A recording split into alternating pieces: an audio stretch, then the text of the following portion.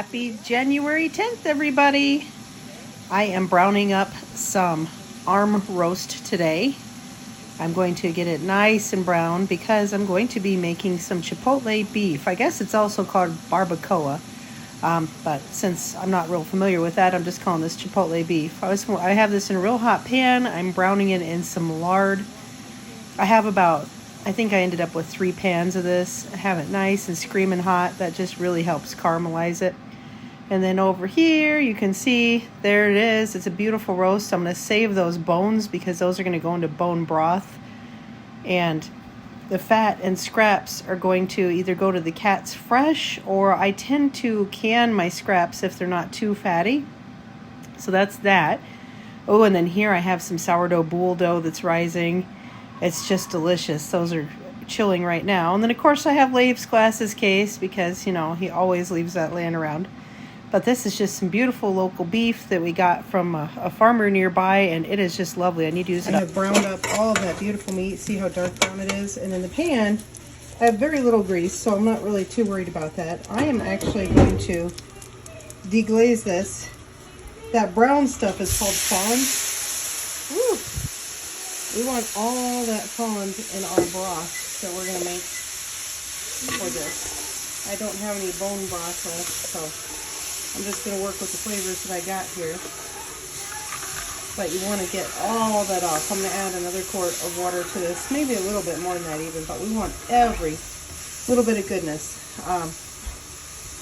I really like browning meat ahead of time if I have time for pot roast or whatever the case might be, because all this, my friends, is flavor. And I have flour on my fingers because I'm doing the sourdough boules. But that is nothing but flavor, and that's going to transfer over to our canned product. So I just wanted to give you that little tip. Don't throw away that luscious fond. If you have an excess amount of grease, obviously get rid of it, because canning, you don't want a ton of grease. It can mess with your seals. This wasn't enough to worry about, so I'll be back in a little bit. So here's tonight's lineup. We've got our beautiful brown beef. We have chopped onions. We have a can of chopped chipotles. We have jarred garlic because I was feeling motivated to cut fresh, and then that motivation died, so here we are. And then I have that beautiful broth I made with the fond from the pan. I'm about to get my jars out of the oven. I got my handy dandy chopstick. I've got my wipey cloth. I've got my vinegar. Yeah, this paint's never gonna come off. I don't worry about it. It's a vinegar bowl. And then I've got my bands and lids. And there you go. So I'm going to start filling them up. I tell you what, it smells good. It's super simple, but it already smells amazing. So I'm really excited to see what this one is like. Now it's just time to fill up these jars. Sorry about my arm in the way. I realized it after a minute. I had my phone propped up on the metal pan I'm pulling the meat out of, as the stand just wasn't quite working for me. So I apologize for that. I know I figured it out at some point soon. Excuse me. I'm putting that beef in about halfway up the jars. I had aimed for 7 jars.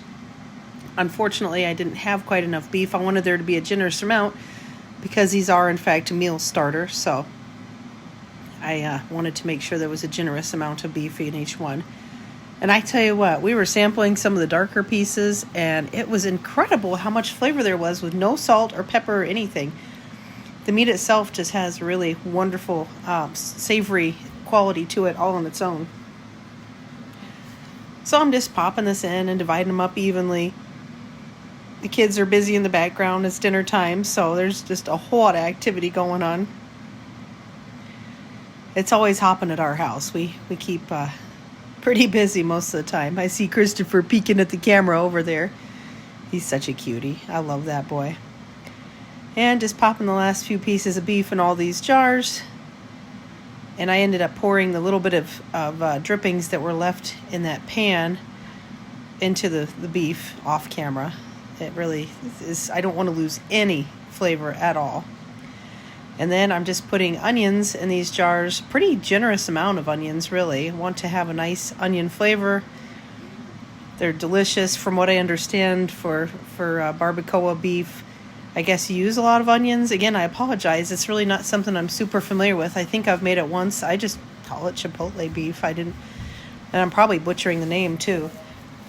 I like authentic dishes, so I would love to try it sometime by somebody who knows what they're doing. Oh, and now then, yeah, the camera went a little wonky here. With about 2.5 tablespoons of Chipotle chilies and their sauce. You got to make sure you get all that good sauce. I know they look like super full, but I haven't pressed down the onions yet, so I'm just kind of pushing them down a little bit.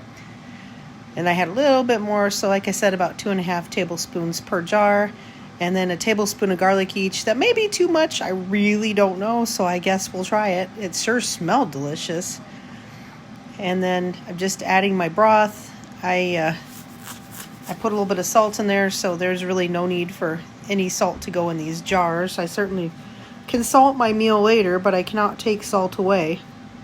One thing I discovered is when I had done that Chipotle burrito filling, it was a bit on the salty side, so I'm going to have to rethink how I do that next time. It was absolutely delicious, but there was a lot of salt there, so learn my lesson, just trying to keep it lower sodium. We don't have any restrictions here, but just as a general rule, we want to enjoy it, not have it too salty. And you can see I had adjusted the headspace on one of those. We want a good solid inch of headspace. So, yeah, it's pretty simple. Just scooch some of the liquid into another jar. I'm just trying really hard not to have a bunch of Chipotle there that escapes the jar. And then we're just going to keep going with this. And I'm going to tell Abby to set a 10-minute timer for the venting. We're venting the canner right now, so I wanted to set a 10-minute timer for that. And then we'll start it on the jiggling process. So just finishing up this last jar, I had just not quite enough broth, so I had to add just a little bit of water, and that's okay. It'll be delicious anyway. It's certainly nothing to worry about. But I was talking about canning scraps earlier. I'm not canning those for us. I actually can those up for the animals. They absolutely love it. Whether it's beef or chicken, I will can those up. I do the same with gizzards. And then I'm just cleaning these up and putting the lids on. Here it is. Came out of the counter just beautiful. 5 jars of Chipotle beef for the larder.